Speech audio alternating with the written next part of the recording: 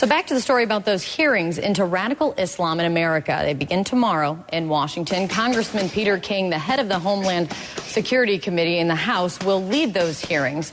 The boxing Republican is taking some hits himself, it seems. Critics say he's singling out Muslims and putting Islam on trial. CNN senior congressional correspondent Dana Bash talked to King about all of that. This is the chairman's seat. This is chairman's gavel. Yep, it's the whole bit right here. This is where it's going to be. Homeland Security Chairman Peter King preparing for his hearing on what he calls radicalization of Muslims in America, to some akin to Joseph McCarthy's 1950s communist witch hunt. That Peter King is the modern-day Joseph McCarthy. I would say, first of all, there's no basis for it. And secondly, I tell people to wait and watch and listen to the hearing.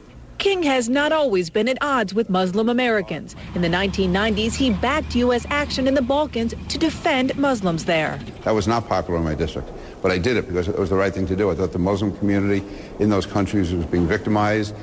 He had a close bond with leaders of this mosque and others in his New York district. Then came 9/11. It switched when I saw the Muslim American community not responding the way they should have. When they were trying to cover up for al-Qaeda, when they were trying to blame it on Jews and the FBI and the CIA, I couldn't believe what I was hearing. Like comments from now former friends like Razi Khan. I said we should also investigate the possibility of Israel being involved. And that changed his opinion 100%. You've been called a man obsessed with a Muslim radicalization. Mm-hmm. Are you obsessed? No, I am very focused. I lost so many people in my district on September 11th, and within a 30-mile radius of my home, probably 1,000 people, over 1,000 people were murdered on September 11th. His office is filled with reminders of the attack. Funeral after funeral after funeral, and that one sort of, I don't know, to me it captured it all. If you ask me what I think of about going to work every day, it's 9/11. I'm preventing another 9/11.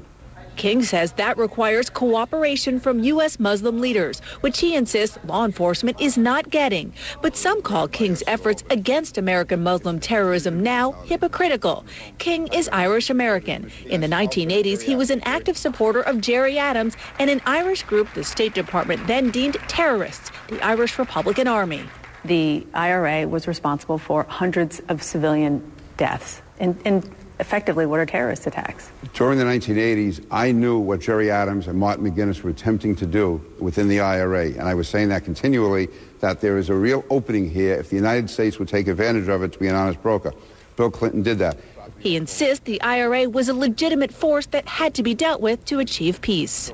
Back in his committee room, King says he knows his hearing on radicalization of U.S. Muslims is stirring anger against him, accusations of bigotry, but has no apologies. Hey, listen, I would love it to be loved. I'm not a masochist, but on the other hand, I have a job to do, and I would not want to wake up the day after an attack and say I should have done something differently. And Dana Bash is joining me from Capitol Hill. Hey there, Dana. Great piece, by the way. Amazing to learn more about the man behind these hearings. You say Congressman King, and he says it himself, believes that the Muslim community is not cooperating with law enforcement. So why didn't he invite anyone from the law enforcement community to testify? It is such a good question. It's certainly one that I asked Congressman King, because he says that because of his connections with local law enforcement, particularly in New York, which he calls the epicenter of all this, he hears all the time that there's a lack of cooperation. But he is not inviting the FBI director, the attorney general, or anybody from local law enforcement. His answer effectively was that he doesn't necessarily think that they are going to say what he hears privately. That they're not going to say that publicly they'll say that they are getting cooperation, which we should note for the record does actually jibe with some academic studies which say the same thing. But there will be one sheriff there from Los Angeles, and that sheriff, Kate, was invited by the Democrats in the committee. The witnesses that he invited are what he calls average Muslims, but they are two family members of Muslims in America who were radicalized, and also another doctor from Arizona who agrees with him. Amazing how much this hearing, which, as we know, hearings don't often create, there are so many hearings at Capitol Hill, they don't often create this much conversation, but definitely one to watch. Thanks, Dan, and we'll talk to you later. New York Congressman Peter King, who heads the House Homeland Security Committee, begins a series of controversial hearings this week on whether American Muslims are increasingly being exposed to a radicalized form of Islam. Critics say the hearings unfairly target only Muslims, but supporters say King is asking questions that need to be addressed. CBS News congressional correspondent Nancy Cortez has the latest from Capitol Hill for us this morning. Nancy, good morning. Chris, good morning to you. These hearings haven't even happened yet, and already foes are calling them discriminatory and a witch hunt. The man behind them, though, is undeterred. He says they're a matter of homeland security. Homegrown radicalization is a growing threat and one we cannot ignore. Congressman Peter King is a Republican from Long Island who lost dozens of constituents on 9/11. Tomorrow, he'll lead a congressional hearing examining that threat. But even the name of the hearing has critics fuming. Radicalization in the American Muslim community. If you want to talk about terrorism or extremism, it should be about everyone. But King, who chairs the Homeland Security Committee, contends that radical American Muslims are to blame for most of the terrorist attempts and attacks in this country since 9/11. And he says the Muslim community hasn't done enough to prevent radicalization from taking hold. Unfortunately, Representative King has a past history of anti-Muslim rhetoric. He has a past history of promoting anti-Muslim sentiment, and that doesn't lend itself to objective hearings on the subject. Congressman King, who once asserted that 80% of all American mosques were radicalized, did not invite any experts or law enforcement officers to testify tomorrow, prompting this letter from a group of 50 liberal organizations calling it a, quote, political show trial. King argues there's more to learn from the family members of two radicalized Muslims who will share their stories at a hearing that has sparked protests on both sides. Congressman King is taking action on this. For people to call him Islamophobe or a bigot is ridiculous. Republican leaders are treading lightly here, saying as little as possible about the hearing, aside from acknowledging that King has the right to hold it. Chris? CBS's Nancy Cortez, thank you. Now, joining us from Capitol Hill are Republican Congressman Peter King and Democratic Congressman Keith Ellison, the first Muslim elected to Congress, and he'll be a witness at the hearings. Gentlemen, good morning to the both of you. Good morning. Congressman King, I'm going to start with you. In a study conducted by Duke University and the University of North Carolina, since 9/11, in the 120 terror plots the public knows of, 48 have been thwarted by the Muslim community. So you say the community's not really doing enough, but the numbers show that, you know what, they're not doing badly. So why do you say they're not doing enough?